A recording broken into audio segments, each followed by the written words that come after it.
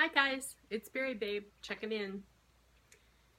The ongoing story.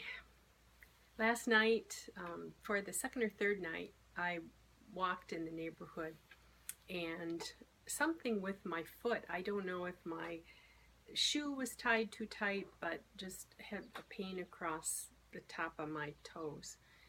But I loosened my shoes last night and walked anyway, and I noticed before I got into bed my ankles were swollen again. Ever since I had my thigh surgery, my ankles tend to swell. So I wasn't surprised this morning when I got up and peed and weighed at 8:30. I was 162 something. Now you know I've been running 160 something. So I crawled back into bed, and at 10:30 I was 160.6, which is a .3 down from yesterday. But when I had weighed late in the day, I was down to 160.2. So I'm just going to call it 160s. I'm still farting around in the 160s. So I'm okay with that. I have a surgeon appointment on July 30th, the day before my birthday. And I'm really afraid if I lose too much, he's going to have a hissy fit on me. So I guess I'm okay with not dropping super fast. I've been spending most of my time today watching YouTube TED Talks and things like that on this keto diet. And I have ordered some of the supercharged MCT oil. I have discovered that I haven't been there yet, but I think Myers has the butter you're supposed to use. And I have found when I got my Keurig, there was coffee with, oh, it smells like Cracker Jack. I can't think of what it is. Nuts, some kind of nut smell. And when I read about the description, it was a lighter coffee with a butter nutty taste. And so with the butter in it, if I'm gonna drink any coffee, it might be this one, and I might put it over ice, but I don't know. I'm gonna see. The MCT oil should be here tomorrow, and tomorrow night's date night, and we'll run over to Myers. Then I'll pick up some of the butter. I don't know. I probably won't start the bulletproof coffee yet because I'm still on P2. I've been toying with the idea of coming off the HCG and just getting into the keto diet, which is what I'm going to use for P3. But I still would at least like to see 155 before I did that. You know, I set my goal at 155, and then I've had 3 surgeries since then, and they've taken off about that much skin, so I really ought to go to 150.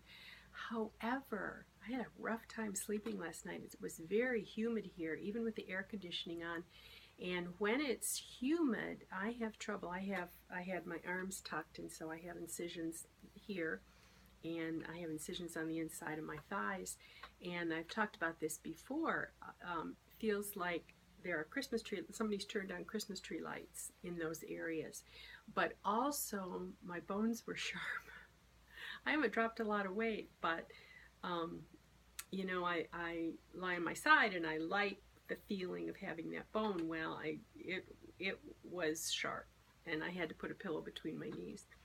So with the aching going on and the boniness, I recognized that I could stop right this minute and make this my LDW, and it would be appropriate. But I have a whole shitload of clothes I bought when I was smaller, and I really would like to be able to get into those. So if I wake up one morning and I look really super haggard to myself, I will hang on a little bit longer. I still am, as I'm going through this, getting ready to do keto, I'm continuing the grieving process, and I've got up on top of my cupboard, I've got a box of Ritz crackers, because when around here I bring them home by the box and they get eaten. So those are my emergency Ritz crackers. Now I gave away my cheese and peanut butter crackers, but I haven't given away the Ritz crackers yet. And I look up and I think, well, when are you going to eat those? You're not going to be eating those. You're going to go right from P2 to P3 into P3 keto. And you're not going to eat those. And you're not going to eat that other crunchy, salty thing that you've got little bags of tucked over there that you don't really think about. And it would make you really swell, so you don't think about them. But, oh, I tell you.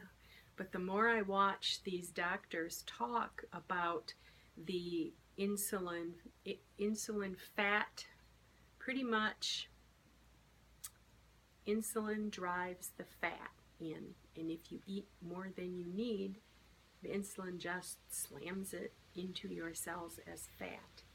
And if you're insulin resistant, then there's a whole nother level. And I know that I am. I'm leptin resistant. I mean, you name it. I've metabolically got the problem. And after the out of control feelings that I had that Saturday at that dinner that I ate, and then I couldn't just be done, I had to eat more carbs. So, I don't know. The more they talk, the more I'm not real optimistic that I'll ever be able to come off all the way. They talk about once you get keto adapted, then you raise your, and you're at the weight you want, you raise your carbs 5 grams a week until you start gaining weight, and then you back down so that you're at your maintenance weight. So you're supposed to only eat leafy green vegetables and use those carbs, but I'm already thinking, well, how much does a Triscuit have, and how many could I eat to get to my 20 carbs? But the protein that I take has carbs in it, just a few. But I think I'll probably use the Gene Pro with iced tea for it has 0.9 carbs or 0.6 carbs in one serving, so that'll take that carb low. But I got some sugar-free calcium chews, and they have little bits of carb, and so just little things, little bits of carb here and there add up. So I ordered some powder that is supposed to help you transition into ketosis more easily. Used to be, 20, 30 years ago, I could go 2 days and when I would pee on the little strip, I would be turning it purple. But in recent years, it's been much harder for me to get into ketosis. So, I don't know. So that's where my head is today. And I realized it was getting late. It clouded up today and got pretty dark, but it didn't rain. But I thought, I need to get out here before it gets dark.